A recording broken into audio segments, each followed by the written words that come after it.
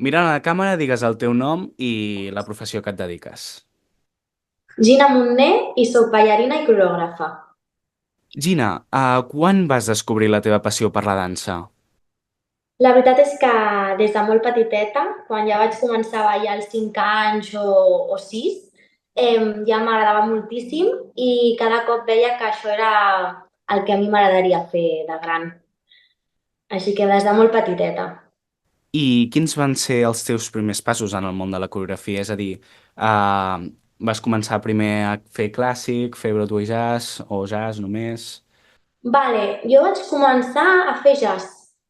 Des del principi jazz. Després ja d'uns quants anys vaig començar a fer clàssic i aquests últims anys he fet heels, així com diferent, diguéssim. He anat com evolucionant diferents estils. Ens pots explicar quin és l'estil Hills, perquè no el conec, sisplau? Vale. Els heels és com un sexy style, o sigui, és un sexy style al final, però amb tacons. D'acord, Que llavors... també pot haver més contemporani o no tan relacionat amb el sexy, no? Mm. Però en general és ficar-te uns tacons i ballar i això et porta més cap al món, doncs més un sexy style. Ostres, llavors és molt més complicat, no? Potser que altres disciplines de dansa. Clar, bueno, tot és acostumar-te, la veritat, eh? Un cop ja saps estar amb tacons i tot, la veritat és que és molt fàcil i és més fàcil del que sembla, saps? Mm. Que al principi la gent li fa por quan mostres amb tacons, però després un cop ja et treus aquesta por, és molt fàcil i és molt guai. Ens pots fer 5 cèntims a la teva professió com a ballarina i professional, si plau? Vale. Jo, sobretot, m'he dedicat a l'ensenyança, a fer classes, perquè també gaudeixo moltíssim fent-ho. Però així com de ballarina, per destacar, vaig sortir al videoclip del Miqui Núñez de la Venda, per ara ja uns anys. I després, com a coreògrafa, l'últim que vaig fer va ser una obra de teatre de l'Oriol Vila, que es deia La Salsa, o també a l'estiu passat vaig fer pel White Summer unes coreos de Jerónimo. Seria com l'últim que vaig fer. I tens algun secret per mantenir-te inspirada o motivada per continuar amb la teva professió? A veure, la veritat és que no et sabria dir, però sí que és veritat que m'agrada estar com al dia i seguir-me formant jo, seguir aprenent, seguir provant nous estils que potser mai hagi fet, i això em motiva a seguir com inspirada i motivada. Doncs llavors, segons tinc entès, tu ets professora de l'Escola Aules d'Arts Escèniques a Barcelona i Sí, aquest any has dirigit els grups TEAM, que són grups de teatre musical, i has sigut la coreògrafa, com per exemple dels musicals de Heathers, La Llamada, entre altres. Quin és el teu sí. procés creatiu per crear aquesta coreografia? A veure, depèn molt del musical o sí, de la coreografia, del director també, perquè he treballat amb alguns directors que em diuen molt concretament el que volen, llavors pues, faig el que em diuen, i altres que és, mira, des de, vull transmetre aquesta emoció, el que tu vulguis. Llavors, és una miqueta, no et sabria dir com exactament quins passos segueixo, però segons el que em demanen o el que vulgui jo transmetre, les emocions, també m'inspiro en imatges, creo. I Mm. seria això, però com un secret o una manera en concret, cada coreografia és un món. I quant de temps disposes per crear aquesta coreografia? De quant Clar, temps estem parlant? això es depèn. He fet alguns cops m'han contractat a algun lloc que he tingut molt de temps, podia anar a molts assajos, i altres et diuen has de treure-ho en 3 dies que vinguis, muntar-ho i que els ballarins s'ho sàpiguen bé. Però això és una mica com depèn de la companyia amb la que treballis i, i això, i tenir les coses doncs, molt clares quan tens menys temps per anar com molt al grano, no? I ja està. Descriuries que la teva professió és difícil de dur a terme, com estàs dient, per exemple, crear coreografies en 3 dies? no qualsevol persona ho pot fer. Llavors, tu creus que és tot un repte de fer-ho per una coreògrafa? Home, home, a veure, clar, jo crec que sí. Sí que és veritat que estem molt acostumats i potser per una altra persona que no ho ha fet mai, pues, li seria molt difícil, com per mi, jo què sé, jo què sé, hi ha un perruquer, el que sigui, que jo ho veig i dic que em seria molt complicat, però al final és el nostre dia a dia i ens és fàcil, però a vegades se'ns demanen coses bastant complicades i crec que tenim molt de mèrit de fer-ho molt ràpid. Clar. Llavors, quina és la teva opinió sobre l'estat actual del món de la dansa i la coreografia avui en dia? A veure, pues, penso que en general i en aquest món de les arts podria estar com molt millor valorat perquè al final gairebé també tothom consumeix i a no ser que siguis molt famós, és difícil guanyar-te la vida i estar tranquil econòmicament. Llavors jo crec que podríem estar molt millor valorats la nostra feina.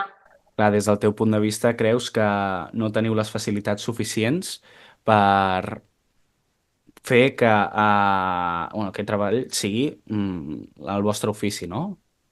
Exacte. O es pot aconseguir, però costa molt. No, no és fàcil, la veritat. I hi ha algun mentor o figura clau que t'hagi inspirat en la teva carrera o que l'hagis vist i diries a tu mateixa, vull ser com ell? Vale. A veure, sí que he tingut figures a la meva vida que m'han influenciat, com per exemple els meus professors i directors a la meva escola del meu poble, que va ser quan vaig conèixer per primer cop realment que et podies dedicar al teatre musical o que et podies dedicar a ser coreògraf, no sé, ballarí, que per mi això era com algo que no m'havia com ni plantejat, no? I ells em van com motivar molt i em van inspirar per dir, ostres, doncs, si això és el que m'agrada, per què no pots aconseguir els teus somnis, no? I així com una figura que sempre he idealitzat moltíssim i que de petita també m'ha influït molt ha sigut la Beyoncé. I llavors m'encanta com a artista i em va marcar molt quan jo tenia 12 anys o així. I llavors pues, crec que també és una figura que m'ha inspirat a avui dia a fer les coreos que faig o a l'estil que faig i això. Si haguessis d'estar en un musical o a fer de ballarina amb algun cantant, quin seria per tu el més important? Clar, és que ara jo ja amb la resposta d'abans t'estic xivant aquesta resposta. La Beyoncé. Jo La estaria Beyoncé. molt feliç anant-me de gira mundial amb ella. I si fos un musical, quin escolliries? Ostres, mm, és difícil.